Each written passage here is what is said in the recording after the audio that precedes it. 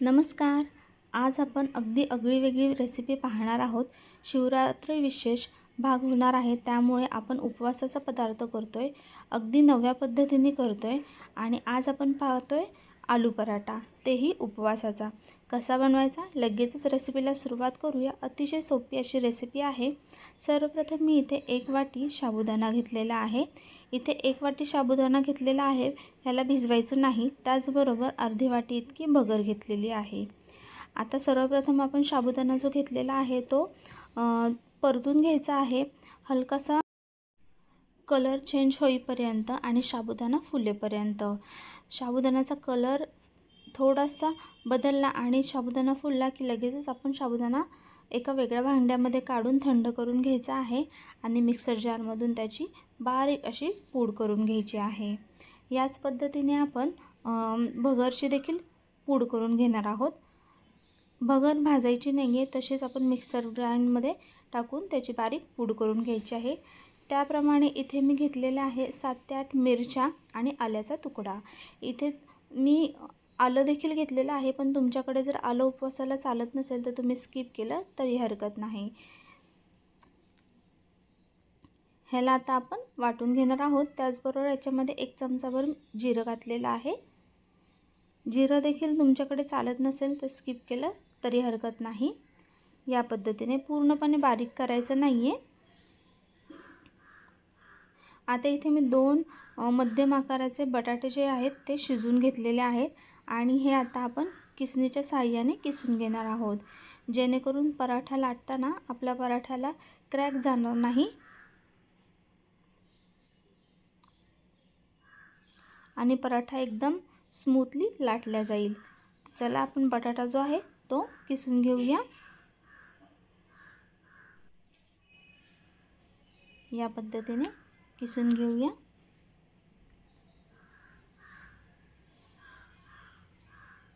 बटाटा शिजवून घेतल्यामुळे अगदी स्मूथली बटाटा जो आहे तो किसला जात आहे.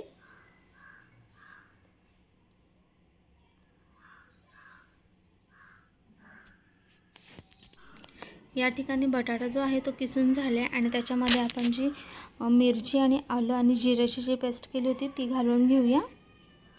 त्याचबरोबर इथे मी अर्धा लिंबू पिळून टाकते, त्याने पराठ्याला चव अतिशय छान येते. त्याचबरोबर इथे मी कोथिंबीर वापरलेली आहे बारीक चिरलेली. तुम्हाला जर स्किप करायची असेल तरी चालेल. त्याचबरोबर इथे चवीप्रमाणे मीठ घालून घेतलेलं आहे आणि हे सगळं मिश्रण एकत्र करून घेऊया.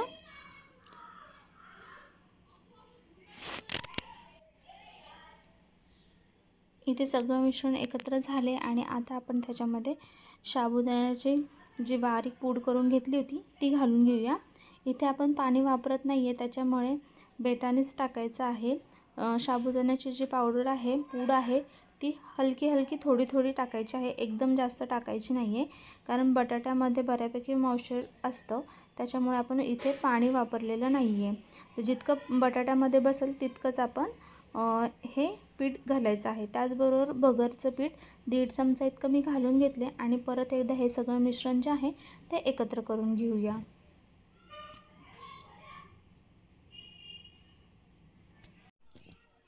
इथे सगळं मिश्रण तयार झालेलं आहे. त्याचबरोबर इथे इतकं साबुदाण्याचं पूड आणि इतकी भगरची पिठी राहिलेली आहे आणि आता आपण ह्या पिठाला एक 10 मिनिटासाठी रेस्ट करायला ठेवणार आहोत.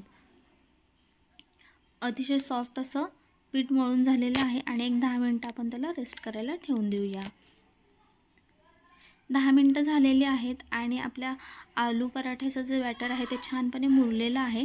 तर एक गोळा करून घ्यायचा आहे आणि लगेचच आपण भगरीचं जे पीठ केलेलं होतं, पूड केलेली होती, त्याच्यामध्ये आपण डीप करून लगेचच लाटायला सुरुवात करूया.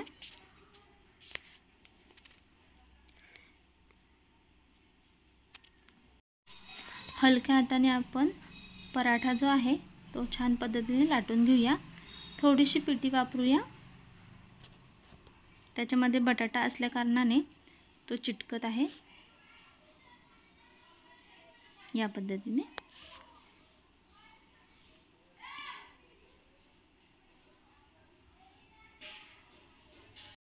या पद्धतीने. आता मी इथे मला जसे येतात तसे पराठे लाटून घेतलेत, पण ज्यांना अगदी गोलच पाहिजे त्यांनी प्लेटच्या साहाय्याने अगदी गोल तुम्ही करून घेऊ शकता. त्यासाठी तुम्हाला मी इथे एक करून दाखवलेला आहे आणि हा असा छान खरपूस भाजून घ्यायचा आहे. या ठिकाणी तुम्ही पराठ्याला तूप किंवा तेल आपल्या चॉईसनुसार लावू शकता. मी इथे तूप लावणार आहे.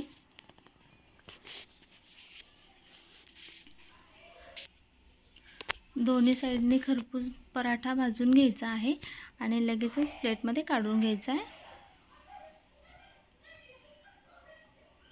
अशाच पद्धतीने मी बाकीचेही पराठे करून घेते. याबरोबर आपण बटाट्याची भाजी आणि दही ठेवणार आहोत. आवडले असेल रेसिपी तर लाईक, शेअर, सबस्क्राईब करायला विसरू नका.